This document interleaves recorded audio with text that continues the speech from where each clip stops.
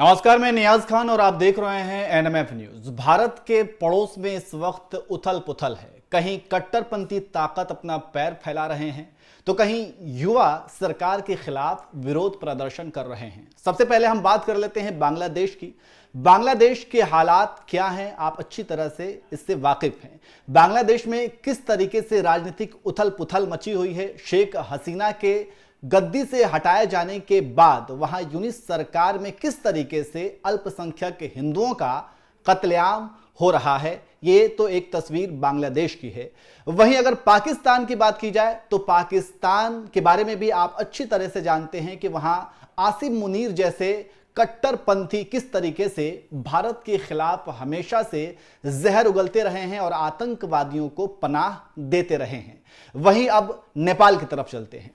नेपाल में भी आपने देखा कि किस तरीके से पिछले साल वहां के युवाओं ने सरकार के खिलाफ विरोध प्रदर्शन किया और तख्ता पलट कर दिया। तो ये हालात हैं अभी तीन पड़ोसी मुल्कों में। वहीं चीन तो हमेशा से विस्तारवादी नीति पे अमल करता रहा है और भारत के खिलाफ षड्यंत्र रचता रहा है। और ये तमाम जो ताकतें हैं वो लगातार जो है पड़ोसी मुल्क में पनप रही हैं, अपने ताकत को बढ़ा रही हैं। ऐसे में अब सवाल यह है कि भारत आने वाले यानी कि ये 2026 जो शुरुआत हुई है, भारत की फॉरेन पॉलिसी जो विदेश नीति है इन देशों के खिलाफ क्या होगी और किस तरीके से प्रधानमंत्री मोदी इन कट्टरपंथियों से निपटेंगे। क्या प्रधानमंत्री मोदी ने कोई ऐसा प्लान तैयार किया है जो इन कट्टरपंथियों से निपटा जा सके। ये तमाम जो हैं चीजें, इस पर हम बातचीत करेंगे और बातचीत करने के लिए हमारे साथ केशव हमारे सहयोगी मौजूद हैं। इसके साथ साथ हम एक और बात आपको याद दिला दें कि आने वाले यानी कि इसी साल फरवरी में बांग्लादेश में चुनाव होना है और फिर मार्च में नेपाल में चुनाव होना है।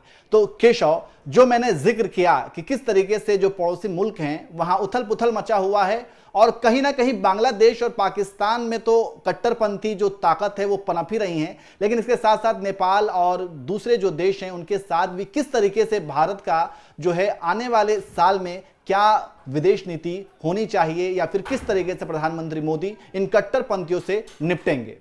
देखिए, जो भारत के लिए आने वाला जो साल है यानी कि 2026 वो काफ़ी चुनौतियों से भरा रहने वाला है न्याज। क्योंकि देखिए, जो पाकिस्तान में मुनीर की सत्ता देखें जो कि 2030 तक होने वाली है। पहले 3 साल की सत्ता होती थी मुनीर की, या वहाँ के आर्मी चीफ को एक्सटेंशन दिया जाता था तो जाकर के बढ़ते थे, लेकिन अब उनका टर्म ही फिक्स कर दिया गया है 5 साल। यानी कि मुनीर की को झेलना भारत को 2030 तक पड़ेगा। दूसरी तरफ बांग्लादेश में जो उथल पुथल मचे हैं और चुनाव होने वाले हैं, इसमें कहा जा रहा है कि जमाते इस्लामी अच्छा प्रदर्शन कर सकता है और इस लेवल पे भी आ सकता है कि एनसीपी के साथ आकर के सरकार बना ले। ऑल्दो तारिक रहमान की वापसी हुई है तो ये कहा जा रहा है कि उन्हें भावी प्रधानमंत्री के तौर पे देखा जा रहा है और कहा जा रहा है कि हो सकता है कि वो प्रधानमंत्री बन जाएं, क्योंकि बांग्लादेश भी एक मॉडरेट फेस चाहेगा जो दुनिया में उसको रिप्रेजेंट कर सके और जो एक लेगेसी अवामी लीग की रही है डेवलपमेंट वाली, मैन्युफैक्चरिंग वाली, उसको बढ़ाया जा सके। क्योंकि वो भी नहीं चाहेंगे कि जो जिसके सामने एक बड़ी ताकत है भारत, जिससे उसके बॉर्डर मिलते हैं, उससे हमेशा एक तरीके से बॉर्डर को टेंस रखा जाए।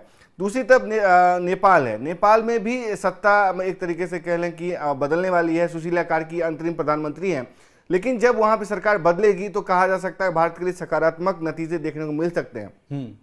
क्योंकि वहां पे जो केपी शर्मा ओली की सरकार थी उसके भारत विरोधी रुख रहे हैं। वामपंथियों की जो सरकार रही है वो लगातार भारत के खिलाफ स्टैंड लेते रहे। तो भारत के लिए मुश्किल होता था कि भारत भी कोई सख्त स्टैंड ले, क्योंकि एक तो एक कल्चरल टाइज हैं, रिलीजियस टाइज हैं, प्लस एक पड़ोसी की जो भारत की नीति रही है नेबरहुड पॉलिसी, फर्स्ट पॉलिसी, इसमें भारत थोड़ा हौले हाथ रखता है। लेकिन अब जो जैसी बात आपने की कि प्रधानमंत्री के पास कोई प्लान है क्या, देखिए भारत ने इस 2 तरफा प्लान पे काम करना शुरू कर दिया है।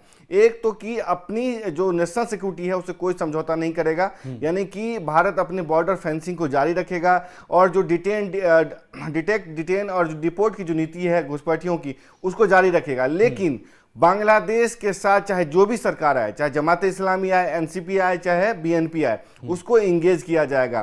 क्योंकि इसको एक और बात देखिए कि जो एनसीपी है वो तालिबान से ज्यादा कट्टरपंथी तो नहीं माने जाते हैं और तालिबान जैसी उनकी सोच भी नहीं रही है। ऑल्दो भारत विरोधी रुख उनका देखने को मिला है, वो लोग ग्रेटर बांग्लादेश का सपना देख रहे हैं, चिकन नेक को लेकर के बयान देते रहे हैं, लेकिन कम से कम तालिबान से थोड़े मॉडरेट माने जाते हैं एज फार एज जो कंट्री को लेकर के है या महिलाओं को लेकर के जो है। तो ऐसे में अगर भारत तालिबान को साध सकता है, जिसके बारे में कहा जाता है कि भारत गहरी निगाह से देखता था, भारत में इस तरह की सोच पाई जाती थी कि पता नहीं तालिबान आएगा तो भारत का क्या होगा, 40 जो काउंसिलेट की बात करता था पाकिस्तान, उसका क्या होगा, भारत के जो हित हैं अफगानिस्तान में उसका क्या होगा।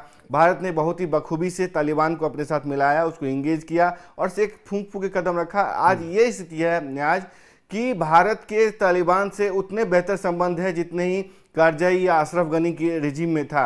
और वहीं पाकिस्तान जो काबुल को कहता था कि हमारा 5th प्रोविंस है, अफगानिस्तान हमारा स्ट्रेटेजिक डेप्थ है, वो आज जंगे लड़ रहा है, उसके लिए नेगोशिएशंस हो रहे हैं और वहां से निकाल बाहर किया जा रहा है। तो मेरा ये कहना है कि अगर तालिबान को साधा जा सकता है तो बांग्लादेश को भी साधा जा सकता है, नेपाल को भी साधा जा सकता है। और जहां तक श्रीलंका की बात है तो श्रीलंका में आप देखिए कि भारत ने ऑपरेशन जो बंधु है, सागर बंधु है, अभी दित्वा चक्रवात आया था तो भारत ने तुरंत मतलब विद इन घंटे में वहां पे हवाई ऑपरेशन भेजे, वहां पे एनडीआरएफ की टीम भेजी, सप्लाई भेजे और खुद विदेश मंत्री वहां जाकर के वहां लोगों से मिले और उनके लिए जो रिकंस्ट्रक्शन वर्क है उस पर काम किया। उसको वहां से प्रेरणा भी मिली, पजीराई भी मिली कि लोगों ने उसको स्वीकारा कि भारत हमेशा खड़ा रहा है।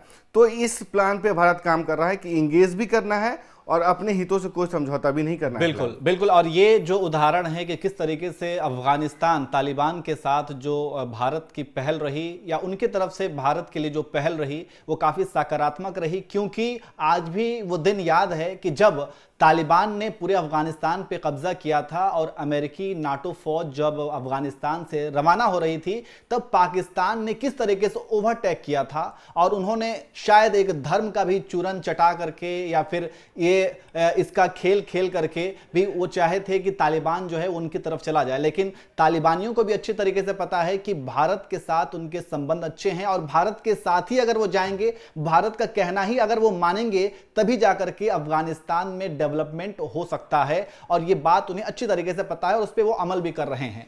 दूसरी बात ये केशव, मैं आपसे ये जानना चाहता हूं कि जैसा कि हमने ये जिक्र किया कि जो पड़ोसी मुल्क हैं, पाकिस्तान की तो आप बात छोड़ दीजिए क्योंकि वो हमेशा से चीन और पाकिस्तान की दोस्ती रही है, और अफगानिस्तान की अगर बात करें तो अफगानिस्तान माफ कीजिएगा, अफगानिस्तान नहीं, बांग्लादेश के जो इस वक्त हालात बने हुए हैं, तो क्या आपको यह नहीं लगता है कि बांग्लादेश में कट्टरपंथी जो ताकत पनप रहे हैं, पाकिस्तान में कट्टरपंथी ताकत तो है ही, पाकिस्तान का रिश्ता बहुत ही अच्छा है अमेरिका के साथ। अमेरिका जो है आसिम मुनीर को बुलाता है, सम्मानित करता है। बांग्लादेश में कट्टरपंथी पनप रहे हैं, वहां पे अल्पसंख्यक हिंदुओं का कत्लेआम हो रहा है, वहां पे सड़कों पर नंगा नाच किया जा रहा है, इसके बावजूद अमेरिका खामोश है। ये वो अमेरिका है जो ये कहता है कि आतंकवाद जहां कहीं पे भी होगा, कट्टरपंथ जहां कहीं पे भी होगा, हम वहां पे बोलेंगे। यानी कि अमेरिका हमेशा से यह दावा करता रहा है कि कट्टरपंथियों के खिलाफ इनकी लड़ाई जारी रहेगी। जैसा कि आप उदाहरण के तौर पर देखिए ईरान में इस वक्त जो खामनेई के जो वहां पे राष्ट्र अध्यक्ष हैं, तो अमेरिका यही कहता है कि वहां पे जो विरोध प्रदर्शन हुआ, कुछ दिनों से, पिछले दिनों से चल रहा है विरोध प्रदर्शन, उसको लेकर के अमेरिका उनका समर्थन करता है और यह कहता है कि वो कट्टरपंथियों के खिलाफ है, इसलिए हम उनके समर्थन में हैं। लेकिन बांग्लादेश में क्या हो जाता है अमेरिका को? क्या बांग्लादेश में कट्टरपंथी नहीं अपनी ताकत फैला रहे हैं? क्या वहां पे अल्पसंख्यक हिंदुओं का कत्लेआम नहीं हो रहा है? तो वहां पे अमेरिका क्यों चुप रहता है? आखिर क्यों पाकिस्तान के आसिम मुनीर को बुला करके सम्मानित करता है? यह अमेरिका की क्या दोगली नीति है? देखिए, अमेरिका की हमेशा से नीति रही है कि वो इशू बेस्ड पॉलिटिक्स करता है। अगर उसको वेनेजुएला में अगर कह सकते हैं कि उसको तेल की जरूरत है या उसके हित सधते हैं तो वहाँ के राष्ट्रपति को भी उठा के ले जाता है। लेकिन ताइवान में चीन को वहाँ रोकता है कि ताइवान में कोई कार्रवाई ना करो, वो यहाँ मिलिट्री कार्रवाई की भी धमकी देता है। मुनीर को वहाँ पे रेयर अर्थ मिनरल और गाजा में जो कह सकते हैं स्टेबलाइजेशन फोर्स है, उसके लिए मुनीर को सम्मानित भी करता है, व्हाइट हाउस में एक तरीके से डिनर भी कराता है। तो ये अमेरिका की नीति रही है। लेकिन जहां तक भारत में पाकिस्तान और बांग्लादेश की कट्टरपंथियों की भूमिका की बात है, हिंदुओं के कत्लेआम की बात है, उस पर कुछ नहीं बोलेगा। लेकिन भारत में खुदा न खास्ता कुछ हो जाता है तो उसको बढ़ा चढ़ा करके ये गैंग प्रस्तुत करते हैं। देखिए, भारत को उम्मीद नहीं करनी चाहिए कि अमेरिका उसके लिए स्टैंड लेगा या चीन उसके लिए स्टैंड लेगा। चीन के जो विदेश मंत्री है वांग यी 2-4 दिन पहले ये कह रहे थे कि जो भी युद्ध हुए हैं हाल के दिनों में या पिछले साल जो 35 करीब सैन्य झड़पें हुई हैं, सैन्य कार्रवाइयाँ हुई हैं, उसमें उन्होंने मध्यस्थता की है। वो भारत पाकिस्तान वाले सैन्य कार्रवाई की भी मध्यस्थता की बात कर रहे थे। पाकिस्तान ने फट से उनको क्रेडिट भी दे दिया। लेकिन एक चीज मैं यहाँ पे टोकूंगा, क्योंकि आपने कहा कि भारत को ये ख्याल नहीं रखना चाहिए कि अमेरिका कभी स्टैंड लेगा। ये बात बिल्कुल सही कह रहे हैं आप कि वो कभी नहीं लेगा स्टैंड। लेकिन सवाल यहां पर ये खड़ा होता है केशव कि क्या आपको नहीं लगता कि बांग्लादेश में जो कुछ भी हो रहा है ये कहीं ना कहीं, क्योंकि बांग्लादेश के संबंध जो है वो भारत से हमेशा से अच्छे रहे हैं, लेकिन वहां पर जो कुछ भी हो रहा है क्या ये अमेरिका का कोई हाथ है? क्या अमेरिका ये चाह रहा है कि जो पड़ोसी मुल्क हैं भारत के, उनके साथ उनके संबंध अच्छे ना हो? क्योंकि अमेरिका के साथ भी आपने देखा कि किस तरीके से भारत को कमजोर करने के लिए टैरिफ वार उसने किया, लेकिन इसके बावजूद आज भारत रूस के साथ अच्छी दोस्ती निभा रहा है और अंतर्राष्ट्रीय स्तर पर जो है रूबल में व्यापार की बात कर रहा है। तो ये सारी चीजें जो हैं कहीं ना कहीं अमेरिका को खटक तो रही हैं, इसलिए वो भारत को कहीं ना कहीं कमजोर करने के लिए सब कुछ कर रहा है पड़ोसी देशों में। जहां तक बांग्लादेश वाला मैटर है नियाज, इसमें भारत दो तरफा रूप से घिरा हुआ है। देखिए, अमेरिका लगातार चाहता है कि भारत दबाव महसूस करे, उसके चारों तरफ जो बॉर्डर हैं वो टेंस रहे ताकि उसकी तरफ मदद के लिए उसकी तरफ देखा जाए, भारत उससे मदद की गुहार लगाए, जैसा कि भविष्य में होता भी आया था। लेकिन भारत अब खड़ा हो चुका है और 21वीं सदी में भारत अपने फैसले खुद लेता है, चाहे सर्जिकल स्ट्राइक की बात हो, चाहे ऑपरेशन सिंदूर की बात हो। खैर, लेकिन जहां तक बांग्लादेश की बात है तो ये कह सकते हैं कि ये ऐसा सिनेरियो है जहां पे पाकिस्तान भी चाहता है कि 1971 का बदला ले, भारत को भी तोड़े या बांग्लादेश को भी टेंस में रखे, उसको भी तोड़े और जो उसने बगावत की थी उसकी सजा उसे दी जाए।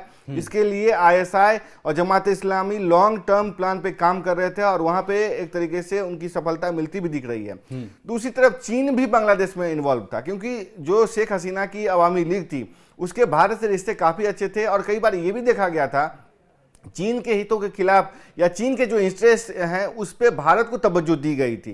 तो जाहिर सी बात है चीन और पाकिस्तान के जो इंटरेस्ट है बांग्लादेश में मिले, वहां पे ऐसे समूहों ने खुद के घर में एंट्री दी दोनों को और वहां पे हालात बिगड़े। और अमेरिका जो है इसलिए भी चुप रहा क्योंकि वो क्यों चाहेगा कि भारत में शांति मिले, भारत के बॉर्डर में शांति स्थापित हो, ताकि भारत जो आज चौथी बड़ी इकोनॉमी बन चुका है जापान को पछाड़ करके, वो और आगे बढ़े और टैरिफ पर उसकी धमकियों से ना डरे और अपने स्टैंड ले। तो जाहिर सी बात है अमेरिका यहाँ पे आंखें मूंद लेगा। लेकिन एक बात समझने वाली बात है कि जो भारत की क्रेडिबिलिटी की जो बात मैं कह रहा हूं आज कि भारत से रिश्ते क्यों बांग्लादेश आने वाले दिनों में अच्छे रखेगा, जैसा तालिबान ने करने की कोशिश की, नेपाल ने कोशिश की, श्रीलंका कोशिश कर रहा है। मैं उसके दो उदाहरण देता हूं आपको।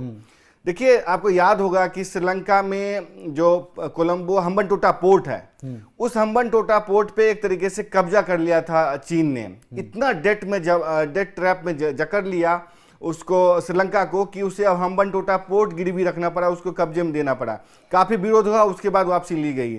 लेकिन भारत का जैसा सिनेरियो है, भारत किसी को डेट ट्रैप नहीं करता, भारत उसकी मदद करता है। लोन ऐसे नहीं देता है कि 16-17% का जो इंटरेस्ट रेट होता है वो देता है, नहीं, भारत 1-2% का लोन देता है। भारत किसी की मदद करता है तो जताता नहीं है कि हम तुम्हें मदद कर रहे हैं, या उसे डेट ट्रैप में धकेल देता है, धसाता है। जैसा कि अफगानिस्तान में भारत ने विकास के कार्य किए थे, पार्लियामेंट बनाया, डैम बनाए, स्कूल, शिक्षा, मेडिकल हॉस्पिटल्स बनाए, उसको अफगानिस्तान के लोग आज भी रिकॉग्नाइज करते हैं, श्रीलंका के लोग रिकॉग्नाइज करते हैं।